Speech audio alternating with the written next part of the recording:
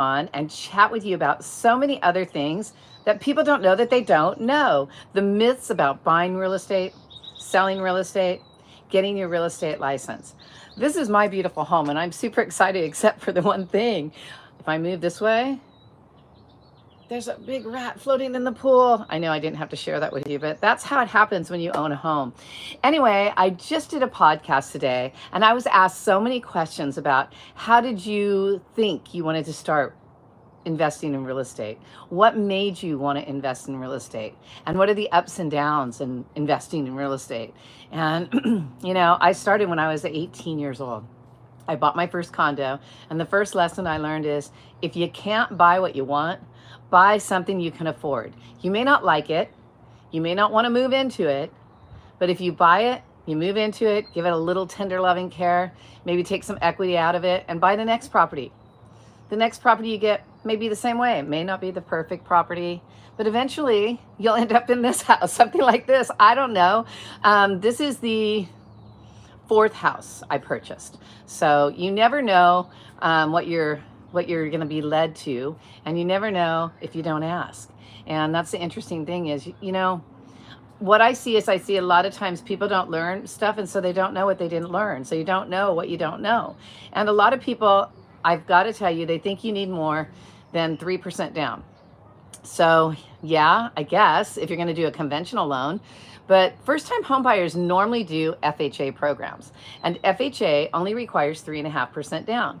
But the best part about FHA is they have a down payment assistance plan, and there's no income limitation on it. So if you make a lot of money and you're kicked out of the first-time homebuyer programs because you make too much money, you could do the FHA 3.5% down program, and the 3.5% that you get can also be a loan in second position. So that makes it zero down payment. So all you need is closing costs. But now with the new rules and regulations that we have on the National Association of Realtors, where the buyer has to pay for their own real estate agent, that's not necessarily the rule.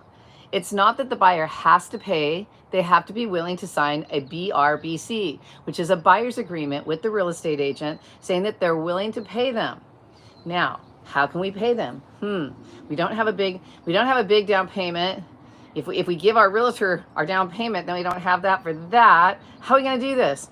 Well, what you're going to do is you're going to do what we've always done for the past 100 years. We're going to ask the seller to pay for it. But how do you get the seller to pay for it? Well, in the past, what used to happen was the listing agent would sit down with the seller and they would say, okay, so my fee is going to be 4.5%, 5%, 6%, whatever the fee is going to be. But out of my fee, I'm going to pay the buyer's agent half of the fee. So if I'm going to pay the buyer's agent half of the fee, I'm only getting half. And so the seller's agent's the one negotiating with the seller how much they're going to pay the buyer's agent. Well, wouldn't you rather negotiate your portion yourself? And so one of the things that I hear now in the new days, I call and I ask, is your seller willing to pay for my buyer's compensation? And sometimes they'll say yes. And then I'll ask and I'll say, how much are they planning on paying? And the wrong answer is any percentage. If any realtor that you hire to sell your home, now I'm on the seller side. If you're a seller and you hired somebody and they asked you how much you're willing to pay, okay, then I wouldn't be working with them, because the correct answer isn't how much are you willing to pay. The correct answer is write in the offer and we'll look at the net. Okay, because the net is how much money the seller is going to get in their hot little hand. And so if I'm a buyer and I'm expecting you to pay for my agent, I'm going to write a strong offer. I'm going to write an offer that's at least at the sales price or higher, and I'm going to negotiate that so that I can get your home, because I want your home to make it my home. So the interesting thing is, so what I mean by the seller's agent actually telling us, hi and welcome, the seller's agent actually telling us how much money they're willing to pay me, they're actually losing money for their seller. Because watch this. So I ask you how much you're willing to pay me, and you say my seller is willing to pay you up to 2% or up to 2.5%. Well, what if I would have wrote an offer that was really strong and I only asked for 1%? You just gave away your seller's money. And that's what you're not supposed to do. So now it's going to get windy. So I was waiting because I live with a school behind me, an elementary school. Hi and welcome. I see 3 of you. I need some more thumbs up. So I'm just talking about some of the things that I talked about on my podcast, realizing that a lot of people don't know what they don't know about real estate. They don't know that they can buy on a down payment program on FHA without an income limitation. You can make a lot of money. Hi, how you doing? Oh my gosh. I sound like a Valley girl. Oh my gosh, you're here. Anyway, so you can be a first-time home buyer and you can make lots of money. So it says first timer. Are you a first timer on here? Hi, how you doing? So what I'm trying to do is I'm trying to help people realize. I need some more thumbs up, guys. And if you're first time, please subscribe. So when you're a first-time home buyer, I was a first-time home buyer at one time too, and nobody taught me what I didn't know. All I did know is this. I did know that I saved up money. And that's one thing that I was asked on the podcast I was on. They said, why did you know to save up money? And you too, have a blessed week. So, to me, I just knew. I mean, my dad was a chemical engineer, and I think it was my mom who was always scared of not having enough money. So my mom was raised, people say, oh, you were lucky you had good parents and they taught you. Not really. My mom was, she actually grew up very poor, very, very poor. I mean, I've learned more about my mom recently than a long time ago, and they're from Cleveland, Ohio. And they were not on a silver spoon whatsoever. And I think because my mom knew she wanted us to have better, she taught us how to save our money. And what I said on the podcast today, and I just, you don't know who's going to see this. So what happened was I've always saved my money. And a little known fact is when I was young, I was on the Brady Bunch and some of the other little kid shows, and I was a backup actress. And so I saved all that money, and there's a B, and I saved up all that money. And after I saved up that money, I became a paper girl. I said paper boy, but my brother and I had a paper route, and that's the first time my brother and I had a business, because as a young girl, I was not allowed to have a paper route. So what we did was my younger brother, we used his name and we had our own paper route, and we made money doing our paper route, and we saved our money. We kept saving and saving and saving. And then when I turned 18, I had $25,000. I was able to buy my first property because I saved when I was young. But I saved because I think my mom was scared of us not having, so she taught us to save. And the problem in today's world, it's not that you guys can't buy homes, it's that nobody taught you to save your money.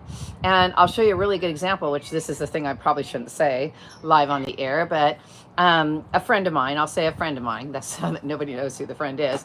Anyway, and she had her kids, and every Christmas they would hide money around the house for Christmas. The big thing was they had clues. So they wrote up clues, and the kids would search for the money and find it, and they'd always get $100 for Christmas to do whatever they wanted to do. And so it was interesting because I asked her kids, I'm like, so what's going to happen at Christmas? Oh, we're going to find our money. And I'm like, do you know what you're going to do with it? They already had the whole $100, if not more, spent. And I'm like, okay, so you're getting $100, but it's already spent.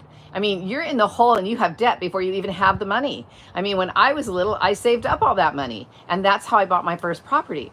So the one thing that he asked me is, he's like, what would you tell people about how to save money? And I have a friend who I adopted her when she was over 18. She was 18 when I met her.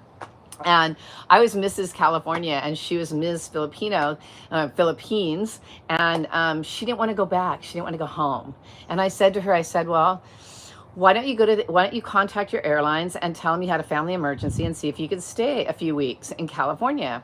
And she said, well, I don't know. And then she ended up staying, and she ended up staying with me for 2 years. And she's my adopted daughter. And now she has, if you look on my Facebook and all my stuff, you'll see the little kids I'm with. Those are her kids, which is so ironic because her daughter looks like she's my biological granddaughter. And I see some more people join, so I need some thumbs up and some subscribing, and share this information. It's so important. So what she did is she didn't have anybody to teach her how to bring money up. She didn't have anybody, but when she met me, she was 18. And she learned she wanted to save up money and buy real estate. So she learned real estate from me by living in my home with me. But she ended up getting married, and her husband went to church. And at their church, they taught financial literacy. And there it goes again. Why did it do that? God, we were going for such a roll, and it was going good, and now it shut off. So I don't know if you're still there. Are you guys still there? Yes. Anyway, so she learned it's a buffer. Is that what it was? So anyway, what ended up happening was her and her husband at church learned financial literacy and how to pay off their debt. And now they own a beautiful home that's completely paid off, and they have 2 beautiful children. So you just have to start somewhere. You have to be willing to give up a little to be able to get more, if that makes sense. And so that was the one thing he asked me, is how did I know I wanted to do real estate? And when I had the paper route, I would look at the newspaper and I would see the real estate section, and I'd see these beautiful homes that the builders had, and I'd be like, God, I want to own a home someday. And so I just kept saving. So you have to set goals, and that's one of the things I teach new real estate agents, is you have to set goals. Yes, you can say I want to buy a house, or you can say I want a college education. You can do anything you want, but if you're just going to say it and you're not going to write it down, it's really not going to happen. So they have those boards that they call vision boards. A vision board is good. I've never done a vision board because I've always known what I wanted, and I've always worked my way to get it. Right now, my vision board has a super buff picture of Sharon Butler getting really buff because I'm losing weight and I'm working on it and trying to better myself. Because if you always have a goal to better yourself, you're always going to reach for a higher goal, and higher goals just make better people of all of us. How about that? So if you guys have any questions regarding real estate, getting your real estate license, wanting to understand how to buy real estate, basically you can go back and watch all my videos, or you can just contact me directly. What I normally do, if somebody's interested in getting their real estate license, I let you know that you do have to take 3 classes in California. Every state is different. And California is 3 classes: principles, practice, and elective. If you're not going to be an attorney, don't take law. If you're not going to be a loan officer, don't take finance. The easiest class that you can take for your elective is escrow and title. So there's 1 class, escrow and title. So principles, practice, escrow, and title. Now, what I tell students too is, instead of trying to get through that and trying to learn it, if you take our exam prep class and then take those classes, so we let you take our exam prep 3 times. So take our exam prep, go ahead and take your 3 classes, and you can always contact us and ask us questions while you're taking the 3 classes. I highly suggest a school called Revy and another school called Premier Real Estate Schools. Both of those are affordable schools that you can get through online. And then you can come to our exam prep, pass your test, and get your real estate license. And if you're trying to get, you already have your real estate license, you're going to get your broker's license, there's 5 classes. So there's 3 that you already took plus another 5. So a total of 8 to get your broker's license. And we'll help you get your broker's license.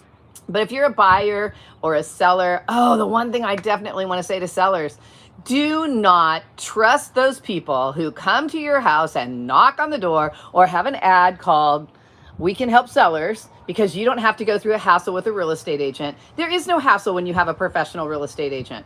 A professional real estate agent is going to help you sell your home. They're going to negotiate the best deal for you. Because if I'm a seller and I knock on your door and I tell you your house is worth $850 and you sell it for me for $850, how do you not know that I could have listed your house as a professional for $850, and I could have had a bidding war and got you $875 or $900,000 and you didn't have any other hassles?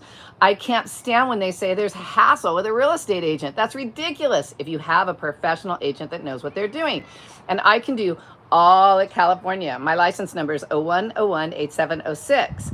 And then if you're a buyer, I can just get you on a Zoom call. I can tell you what you qualify for. I can show you how to get started. So you guys, if you want to step up and build your wealth, contact me. I'm here for you. I answer questions, put things in the comments, share my information, and I'll help you build wealth in real estate. Have an amazing rest of the day, and I'll see you tomorrow.